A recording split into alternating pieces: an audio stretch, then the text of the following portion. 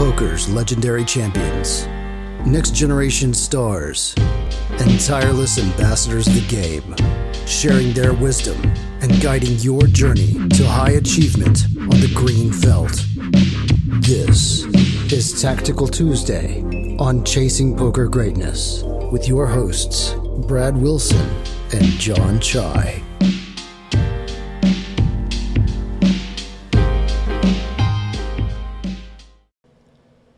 Welcome, my friend, to another episode of the Chasing Poker Greatness podcast. As always, this is your host, the founder of ChasingPokerGreatness.com, Coach Brad Wilson. And today is Tuesday, which means it's a very tactical day. And little cherry on top, 100th episode of Tactical Tuesday. The 100th tactical day. The 100th tactical day since the first tactical day. How does it feel, John? Feels good. I feel like I should be congratulating you because I haven't been on all 100 episodes, but you certainly have. A lot of thanks to go around. Thank you for these past 70 or so, and then Coach the Thomas first 30 kicked it with off. Coach Thomas kicked it off. Yep. Shu has an episode in there. Shu has one episode. He does. He does have one episode in there. Shout out to the producer of Tactical Tuesday, Chris, who's listened to us talk about poker so much that he's actually taken up playing poker as a hobby. We wore off on him over time. He edited, mixed, and mastered so many of these episodes. He started playing poker. It's doesn't seem like it's possible that I've done 100 of these episodes. I guess that's like close to 2 years. Yeah, right? yeah, probably almost exactly 2 years when you take out like the one-off weekends or the one-off Tuesdays that we skip. Yeah. There's probably been 4 or so. Yeah. So taking a couple of years of Tactical Tuesdays, and yeah, very thankful, very grateful to the listener. Very just grateful for you. You know who we can't forget to thank this time? Renee. Ah, We left him out in the Renee. last one. I felt so bad. Yeah, Renee, who has put together the Tactical Tuesday intro, the outro, the regular podcast episode intros, Philosophical Friday. All the cool ads that aren't interviews. Oh yeah, all the cool ads. You like, for the listener, you really think that would be like a thing that I could do? I can promise you that any ad that sounds really cool is not done by me. It would be way worse, a billion times worse, if not for Renee. And so in light of this being the 100th episode of Tactical Tuesday, what do we have cooked up? We got an episode of some really big decisions. Nothing crazy depth-wise, but just big decisions for stack. I think these are both cold 4-bet pots, which naturally just make for, I think, exciting hands. And hopefully these two hands will be fitting of the 100th episode of Tactical Tuesday. Yeah, and it's going to be released on Election Day. So, again, the theme, thanks to Patrick Gaffney in Greatness Village, big decisions for Election Day. Get out there, cast your vote. Yeah, we'll see if we're thanking Patrick on the 200th episode, depending on how these SEO recommendations go. By the way, have you early voted? Have you voted this year, John, or are you just gonna? Not yet. I have all the stuff. I've gotten it all in the mail, but I just moved to a new state, so that's like, I don't know. That's just been like just trying to catch up on like all the stuff that's relevant to me locally is gonna be a bunch of work. Yeah. I have early voted, so boom, suck on that. Nice. Doing my civic duty of going to the library, which still exists, by the way. I didn't realize that libraries are still there, but they're going strong. They're way better than libraries when I was a kid. You can rent video games from the library. What? And movies. It's just turned into like multi-purpose place. So, in honor of libraries, early voting, and Patrick Gaffney and Election Day, what's going to be this first hand? You want to break it down? So this first hand starts with me in the big blind, ace 10 suited. I think a reg opens in the cutoff. We're playing 5-10 no limit. 100 big blinds effective. Reg opens cutoff, small blind, another reg, 3 bets to $120. I decide to cold 4, ace 10 of spades. don't think this is. I don't think this is like out there or anything. I think this is just a pretty comfortable, normal cold 4-bet. Yeah. This configuration where cutoff opens and small blind 3-bets, I think is going to be pretty wide. So yeah, just feel. What do you mean by that configuration and wide? I think the cutoff is opening a lot of hands. I think the small blind is aware that the cutoff is opening a lot of hands and is therefore likely going to be 3-betting quite a lot of hands. I think a tight configuration would be under the gun opening not very many hands, the small blind knowing that under the gun doesn't open very many hands, and then 3-betting, very linearly or just very strong hands. That would be a tight configuration. I think this one is a loose one. Yeah, tight and loose are relative to other positions in the same alignment. So like a tight 2-bet would happen from under the gun, and a loose 2-bet would happen from the button. Because of the combos involved. It all boils down to combos, always. So you cold 4, small blind calls. Small blind calls, anything surprising. I mean, I think the small blind's going to call it pretty high frequency. Yeah. So you got 770 behind. There's 490 in the pot. The flop is king 10-7 with 2 diamonds. I think, this is probably the first decision point for me. C-bet range here, quarter versus checking back second pair. Generally, I just default to c-betting range, even in these spots, in these 4-bet pots, even with hands that are like somewhat uncomfortable to c-bet, like middle pair. I think when you're c-betting super small, when you're only betting a quarter, doing it with range is totally acceptable, and I think that it kind of simplifies the hand, or at least for me, it feels like it makes the hand a little bit easier to play when I start out with a c-bet. If I check back this flop and just face like bet or bet jam or something like that, I'm like totally guessing. Well, I guess let's start here. What do you think the range is that flats from the small blind? I think it can be a lot of stuff. So I don't think that there are a ton of traps. Like I don't think like aces, kings, queens is like flatting a lot. I think out of all three of those hands, maybe aces I would expect to be trapping the most, but even that I don't see happening very often. I think those hands just rip. So I think that's like a region that I don't have to be too concerned about. I think ace king rips. So not concerned with him having top pair, top kicker here. So like the next category of hands I think are like suited broadways, like ace queen suited, ace jack suited, king queen suited, king jack suited, jack 10 suited type hands. I think a lot of those hands call the cold 4, especially the ace x version of those hands. So like the ace queen suited, ace jack suited, I guess those two specifically, maybe even ace 10 suited, are very likely to call. I think king queen suited very likely calls. Not exactly sure what happens with a hand like queen jack or jack 10. I would fold those hands facing a cold 4, but pocket pairs like jacks, 10s, 9s, 8s. Mid pocket pairs probably call the cold 4 a lot. Probably 10s, jacks. Those mid pocket pairs. So it's a fairly condensed range, right? Yeah.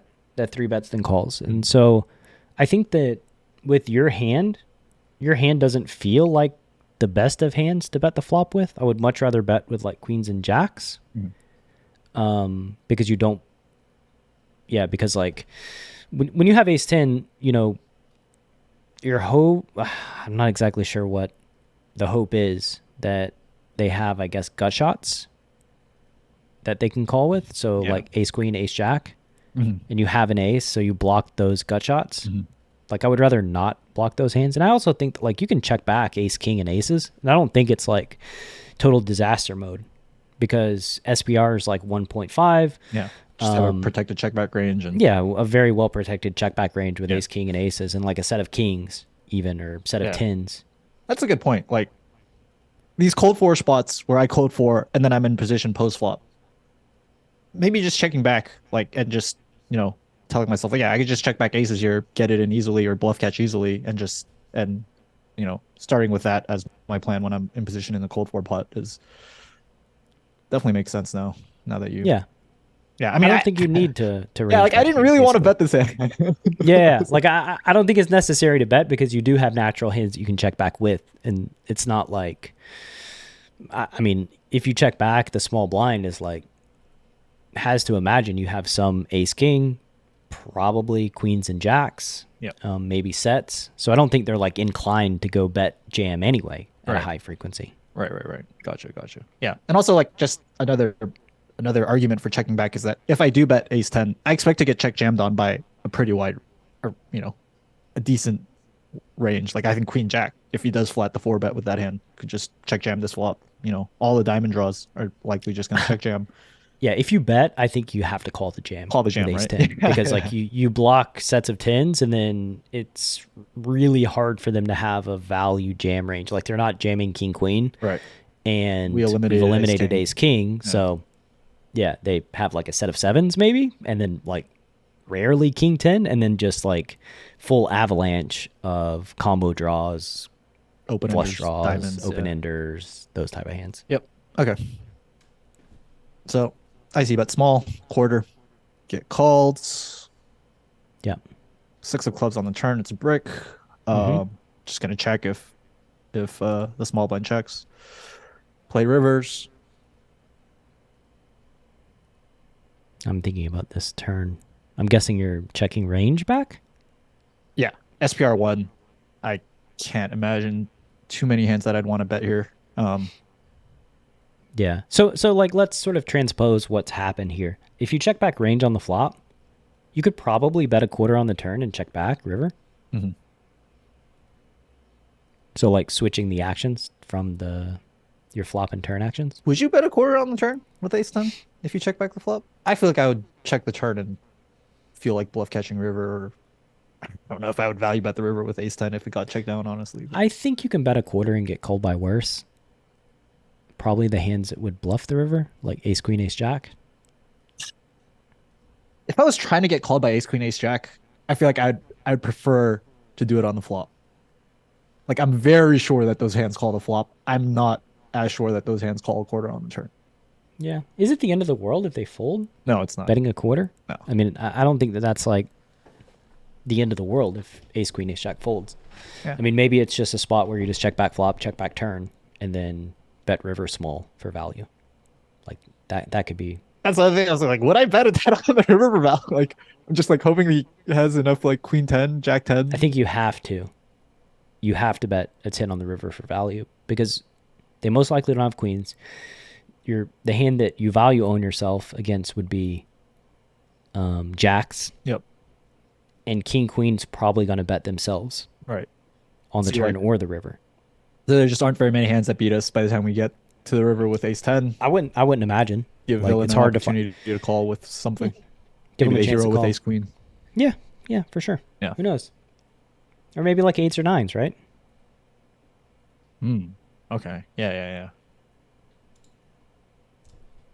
Yeah, so you check back the turn. There's 684 in the pot. The board now, for those listening on the podcast who probably don't remember what the board is at this point, the flop was king 10 7 2 diamonds, king 10 of diamonds. Turn was the 6 of clubs. River is the 4 of hearts. So river's a definite blank. And the villain goes ahead and puts in all the monies. Not surprising. So now essentially they have fewer bluff catchers, right? That they jam the river with. So now they're polarized. I think this is like a really easy call, right? It feels really easy. Yeah. Like you got 3 combos of king queen. So, and like do some people, I bet some people don't even rip king queen here. Yeah, I agree. Or they bet king queen like on an earlier street, like on the turn. So. I mean, he can't really bet the turn with king queen because I bet the flop. Oh, that's right. Yeah, but they bet the river. Right.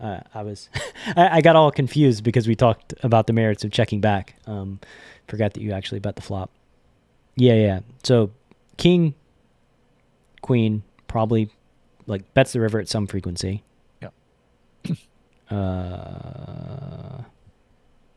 The only thing that I'm worried about is like a lot of the bluffs that I'm hoping to pick off here. I sort of hope check raise the flop, or like I think they check raise the flop, right? And like I'm just hoping like okay, maybe this guy just doesn't check raise flop frequently enough with, But they're so obvious. Like, how could you not jam queen jack on the flop? Or Well, I mean, diamonds? like ace five of hearts Mm, is a hand that like I think villain might have. it's pretty ambitious calling the cold four with that, but yeah. Well, I mean, we're trying to find something. Like I think ace queen, like all the ace queen combos are there. Whether they, jam the river with all of them or not is another question. Right. So it's like ace queen, like probably check raises the flop. Ace queen of diamonds, right? Yeah, but they have other combos of ace queen. Only the suited ones, I think. Yeah, maybe ace jack suited too. Yeah, ace jack suited, yeah.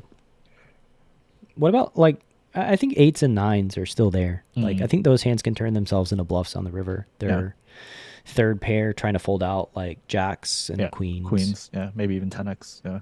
Yeah. Like Yeah. I think, when we can reduce villain's available value to probably 3 combos plus some slow played aces, it just feels like it's a pretty trivial call. Yeah. Yeah, I agree. I think there's a spot where like it kind of looks on the surface like, oh my god, I'm playing a 4-bet pot and I have second pair. Like, how can I call a jam on the river? But Maybe they have like 7-8 too, or 9-10. I guess they can have 8-9 then. Yeah. In that case, they have 4 extra value combos if we go there. But no, I think you just call the river and move on. Big day, big decision for election day. What happened? We call the 672 on the river. I want to show this ace jack of hearts. Ace jack of hearts. Yep. Totally reasonable hand that makes a lot of sense. Mhm. So, all right, hand number 1 in the books. Stick around after the break. Maybe we'll actually have a big decision with hand number 2. Stick around. Are you a lone wolf searching for the ultimate pack? The CPG Wolf program is a close-knit brotherhood hell-bent on one thing only: chasing poker greatness. Powered by bleeding-edge wolf strats and led by Coach Brad and his lieutenants, CPG Wolves are systematically prepared for almost any spot they'll encounter on the green felt. If you want to plug into an elite team and have a step-by-step game plan to realize your full poker potential, you can apply at cpgwolves.com. Space is limited, and the pack is only as strong as its weakest member. So only the hungriest, grittiest, and most driven will be accepted into the program. Applications are open at cpgwolves.com. All right, welcome back from your 100th break that you have experienced listening to Tactical Tuesday over these last couple of years. I hope you enjoyed the break. I hope you listened to the ads and they compelled you to buy all the CPG courses and support mine and John's very difficult work of, I have to one day a week, I have to get together with this guy and break down hand histories. For like an hour. Yeah. It's ridiculous. It's multiple hours. Because nothing ever works correctly on the first attempt. And then, like, you know how hard that is? Like, just, I need a GoFundMe, actually. Don't even buy the courses. Just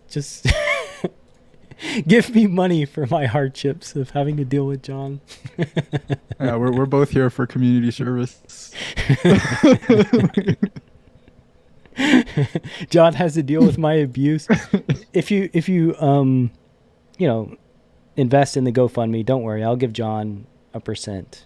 I promise that'll happen. $5.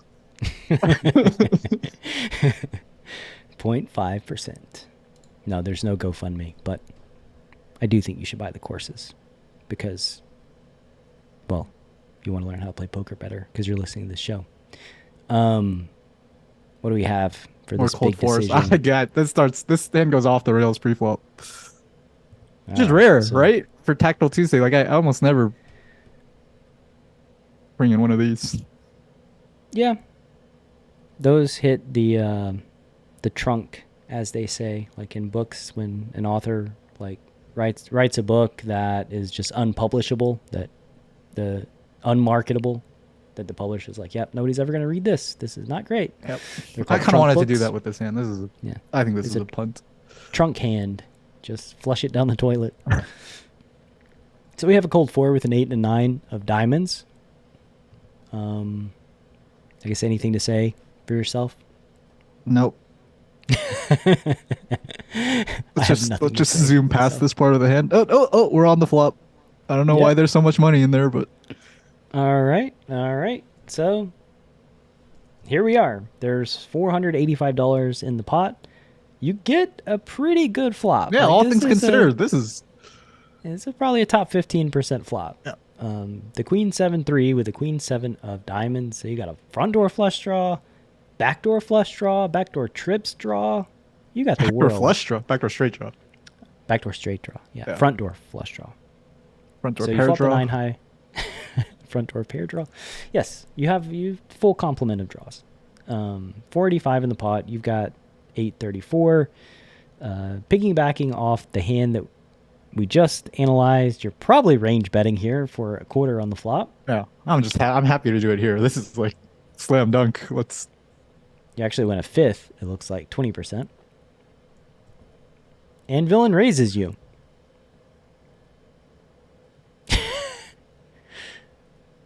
Now what? I was like, wow. I don't know if I've ever had a 9 high flush draw in a 4-bet pot. What do I do? So my first instinct was just like, oh, I have a flush draw, like low SPR, just jam. How bad could it be?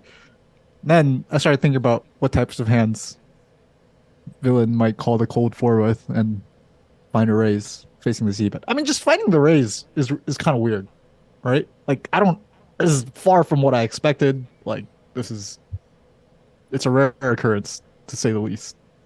I don't think they should be raising. Yeah, like what hands am I like? Like, even if, they have the preflop traps, aces and kings, I don't think they should raise those. The only hands I could imagine raising would be bigger flush draws. That are bigger than mine, Yeah. almost certainly. Yeah, like that's maybe maybe it could be a cheap bluff, right? Like just investing 270 to win like 600 with some like backdoor ace jack ace 10 of spades or maybe I jack just 10 of fold my spades. black ace king here. Sure. Ace 5 suited. Sure. I mean, I definitely have like ace jack suited here, ace 10 suited. So Yeah. So tons of hands that I could fold. Yeah. So I think like it's probably one of those two things. They have like ace jack, ace 10 of diamonds, king jack of diamonds, ace 5 of diamonds, and then some like just relatively cheapish bluffs that they're trying to realize full equity with. I was really worried that I didn't know if they had those cheapish bluffs. I thought that this raising range was going to be like a lot of those, like mostly those flush draws, and then maybe some like preflop traps like aces and kings that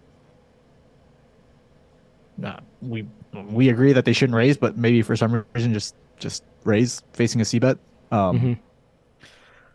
Maybe they raise with top like set, ace queen, or ace queen or something. Like I don't know. Like there's like some made hand region that's obviously like we're not doing too well versus that with 9-8 of diamonds. But the region that we're doing even worse versus is like the better flush draw region. So you would be happy to see aces when they right, snap. I'm like if I jam here and he snaps, I'm like God, I hope he has aces. Yeah. Don't have ace jack of diamonds, please, sir. Yeah, or top set somehow if you decide to raise. Yeah, exactly. So like aces, ace queen are sort of the hands that I'm really praying to see if I do jam. But like I think we should just get to the like should I even jam? I think I should very seriously consider folding here. No chance. Folding is insane. Dude, like so you're like sure that they have some of those air balls? Because if they don't have any of those air balls, why are you outright eliminating calling? You're getting almost 5-1 to call. Yeah. We could call. Like folding would be criminal. Like you'd be barred from the next 100 episodes of Tactical Tuesday if you folded the flop. Don't fucking worry. Getting 5-1. I know you don't, but like we shouldn't skip over the option of calling versus jamming, right? Like I think calling is quite reasonable because you actually have a lot of hands that cold 4 then call the raise. like aces and kings that I don't think you jam with. Ace queen, I don't think you jam with. Sets of queens, I don't think you jam with. I feel like I would jam those hands. You just bet 3-bet aces and kings and ace queen. Yeah, just like I do not expect the button to have those like random cheap bluffs that you did, and so like I would jam those hands, which is why I think like like jamming 9-8 or like any flush draw here that's like not a nut flush draw could just be torching. Yeah. I don't think you can have it both ways of like jamming with 8-9 and also jamming with aces. Because I think if I should take one of those out, it should be the 8-9. I don't think so. I agree that you can't have it both ways, by the way. Like, I know what you're saying. It's like, you can't jam aces and like think that that's great and then jam because they're 9-8 always like, going to "That's great, call. too." Yeah. Like, Yeah. they're always going to call when I jam with aces. Right. Because they have like tons of flush draws, but then I also get to jam with 9-8 of diamonds because I don't know why. Like, if you're jamming with 8-9 of diamonds, I think you should be calling with aces. Correct. Under the assumption that, you know, they have enough random hands that you want to let them put more money in with. Yeah. I think like given my like perception of the situation, that's what I should be doing. Flatting aces jamming aces and folding, or I guess calling the 9-8. I think you should just call aces. Like, you have aces with the ace of diamonds. You're just going to like jam the flop. I mean, right. And just the difference is that like, I don't think they have folds after this raise is basically what I'm saying. Yeah. Right. Well, all right. Let's see what happens. I assume you're going to jam, right? I don't know why I jammed, dude. I think this is just like a putt. I was just like, well, I hope he has aces. You got to get your freaking degen in here. I have flush draw. I'm not folding flush draw. I'm never folding. Yeah, that's exactly what I meant. I was like, well, I have a flush draw and like that's doing okay versus like aces, kings. Well, I mean, and ace actually, queen. like there's 851 in the pot. You've got 737, so you're getting over 2-1 with your flush draw anyway. You just better hope that they don't have a higher flush draw. Exactly. Yeah, I think calling is like highly preferred, and then Ooh, if villain checks back turn, you just jam river. Okay. And I then, just like, think your range doesn't want to jam. do you fold versus a quarter on the turn? I don't know what I should be expecting if I call Dude, here. versus a quarter on the turn, you're getting 5-1 with a flush draw. Like, holy shit. Like, what is this? Like, pot odds 101 here. I don't know. I'm just thinking of like what's gonna happen on the turn when I call this raise. Like, do I just get jammed on a lot? Should I expect to see a small size? Like, what? Or you just don't care, right? You're like, well, if I'm getting the right price, I call with my 9 high diamonds, and if I'm not getting the right price, I fold. And if I have aces, I call. And kings and ace queen, and I just call. All right. Okay. All right. I Well, can get on board with that. You jammed. And he folded. Yeah. Which means I'm wrong. what? I should flat aces and call the 9-8 of diamonds.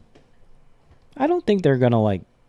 I think if they're like trying to realize fold equity, this is the shot against like 8-9 of hearts, 8-9 of spades.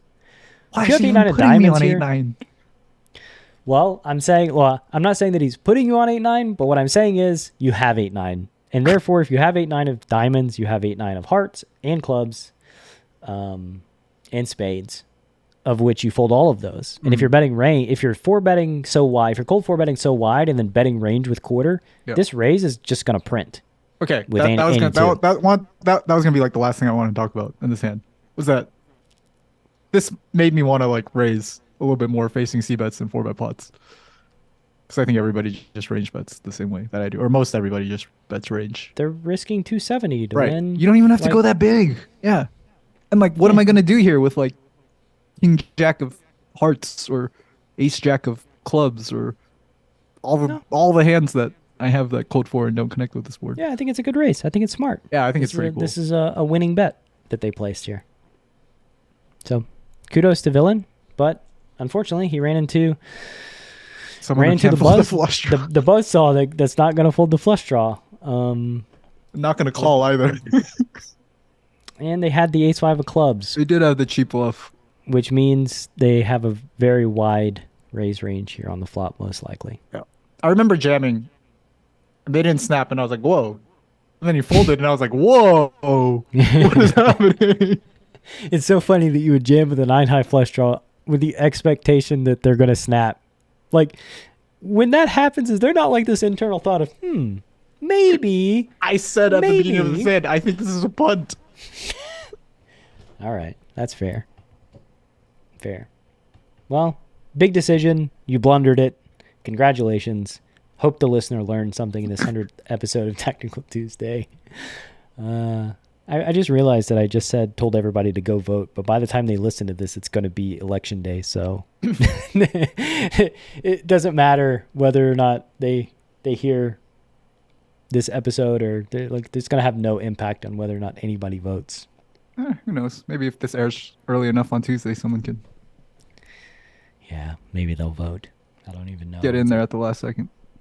Yep, they've been waiting. They were on the fence, but this episode. Let me watch Tactical Tuesday first before I decide. Oh my God! I now I got to go vote. Yeah, I got it. All right. Thanks for listening. See you next week. See you next week. Thanks for listening to Chasing Poker Greatness. You can subscribe on Apple Podcasts or on your favorite podcast app. Go to chasingpokergreatness.com to get the newsletter. Join the Greatness Village community, book a coaching session, or dive into the latest data-driven poker courses. Follow the show on Twitter @CPG Podcast.